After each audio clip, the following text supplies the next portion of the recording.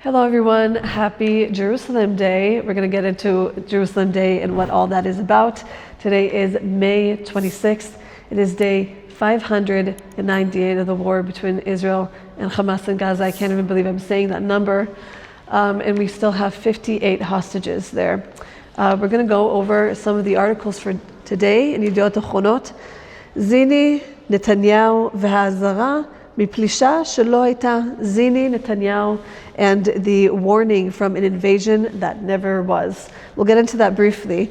And then here we have Ba'ir HaMurkevet Mikulam, in the most complex city of them all, talking about the security forces in Jerusalem that keep us all safe, especially on days like today in Jerusalem Day. Let's get into the news. So just a little recap of what has happened recently with Bibi Netanyahu and the general security. So you guys remember that Ronen was the head of the general security.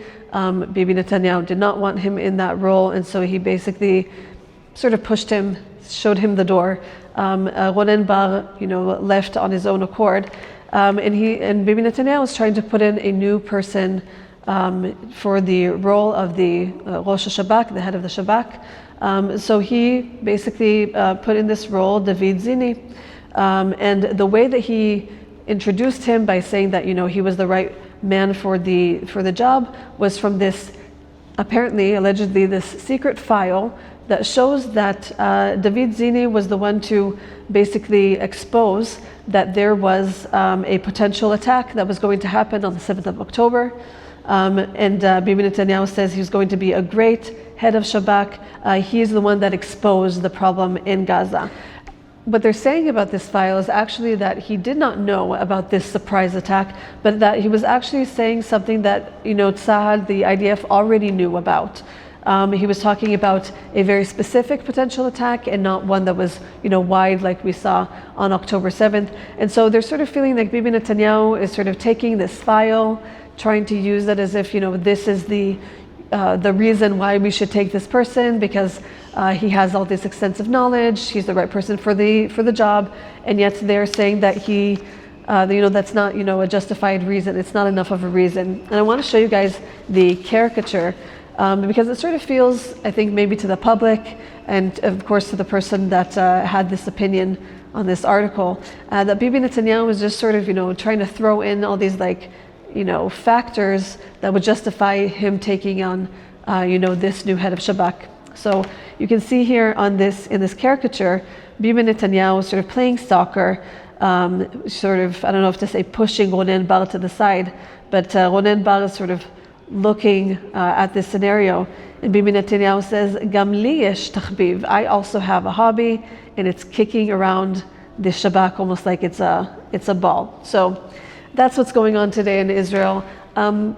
As always, we bring you guys the news as seen through the eyes of human beings, but really all of this is a call to prayer. The Prime Minister now, or the one that will be after, the head of Shabak now, the one that will come after, all these people are just human beings, that they're imperfect, but we serve a perfect God, and through our prayer we can bring forth God's will on earth. So please pray for this situation. Pray for the right head of Shabak to be in order. And now a bit about Jerusalem Day through the eyes of the security forces that serve us quite literally day and night. Yerushalayim, Jerusalem, Shotrim Saviv la, police surrounding it.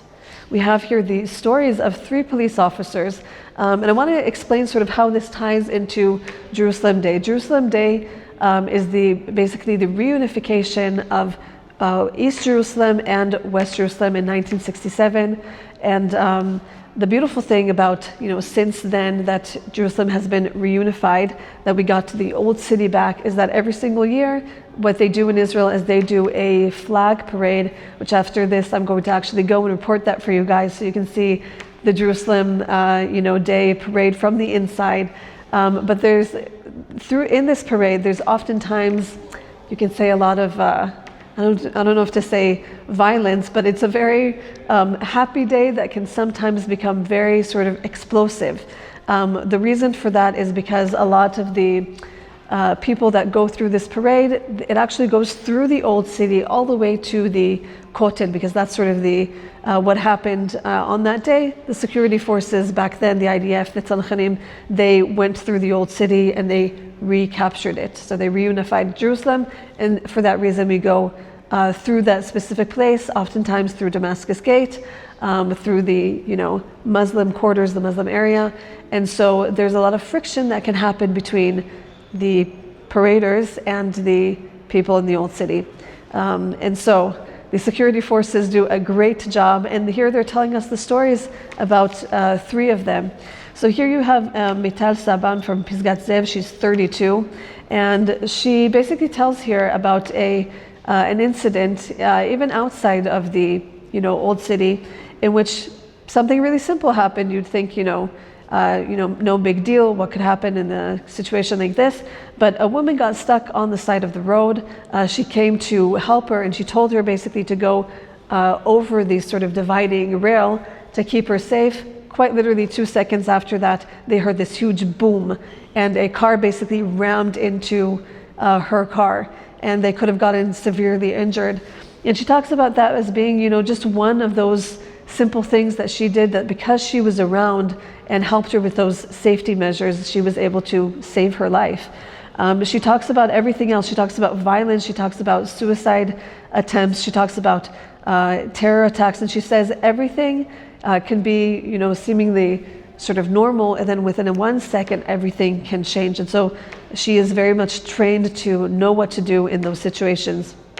Here you have another story about Ofir, a 36-year-old Ofir Jarabi that saved 13 girls from an all-girls seminar.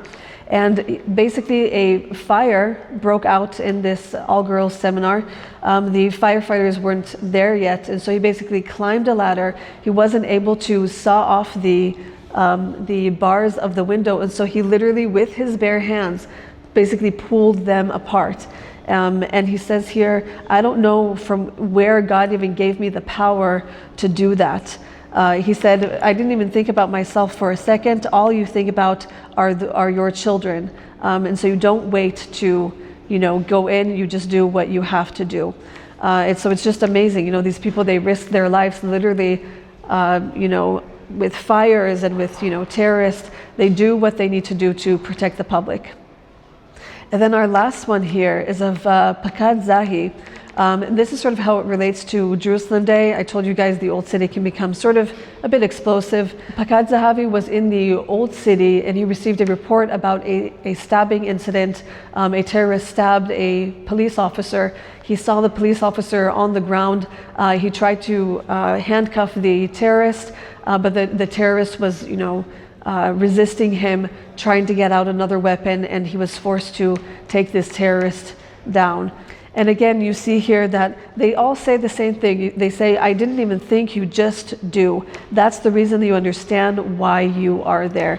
And so these police officers, they're so faithful to risk their lives for the sake of the public. And today will be exactly that, when all of these people will go with their flags inside the old city. These wonderful police officers who we appreciate and are thankful for will be the ones to keep us safe. And I just want to show you guys this picture of the flag parade. This was one from last year. You can see this person with a shofar, hundreds and hundreds of Israeli flags. And here they're saying, Betzel hachashash ma'azakot, in the light of the fear of having, sirens, presumably from Yemen, Mitzad Hadgalim Itkayem B'Yerushalayim. The flag parade will still go on in Jerusalem, and so they're basically giving them safety measures on that day and trying to tell them what they should do in the case of a siren. And now to end, of course, with some good news and some positive news, because we always love that. Here it says, 95 shnot Geula. 95 years of Geula, but really it's Geula, which it has a double meaning. So Geula is redemption, but it's also a name.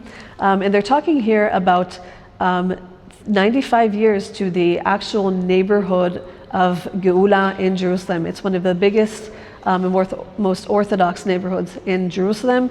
And they're basically telling here the story of the woman in which the neighborhood is called after. So here you can see Geula.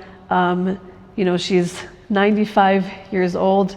And here you can see her as, a younger woman in the neighborhood called after her. And they're telling here that the story behind it actually came from her father. So there used to be an orphanage in Guula, and it was basically going to fail. And so it was offered to this man, Geula's father, to buy the real estate around the orphanage. And so he sort of started buying, part of the land. And so basically when they were trying to figure out the name for Geula, they were sort of all sitting there in this little committee, and his little child, Geula, this little baby at the time, he called her and said, Geula, Geula, come to me. And everyone in the room was sort of like, Geula, that could be a really good name for this neighborhood. And so it came to be that Geula, this wonderful woman, has this neighborhood called after her. And you can see that the history here is very rich with, how they saved this orphanage, and everything that comes after that. You walk inside the Geula neighborhood, and every, falafel stand, Geula falafel, clothing Geula, whatever it is, it's all named after her. And so, you have these small beginnings and greater ends. Geula is one of the greatest neighborhoods in Jerusalem today. So the woman and the legend. We want to thank you guys for being here every single week faithfully and commenting. We love to see you comment. Let us know where you are from. Happy Jerusalem Day. If you want more Israel-related content, go to allisraelnews.com. Don't forget to hit the notification bell, the subscribe button, and we'll see you guys in the next one.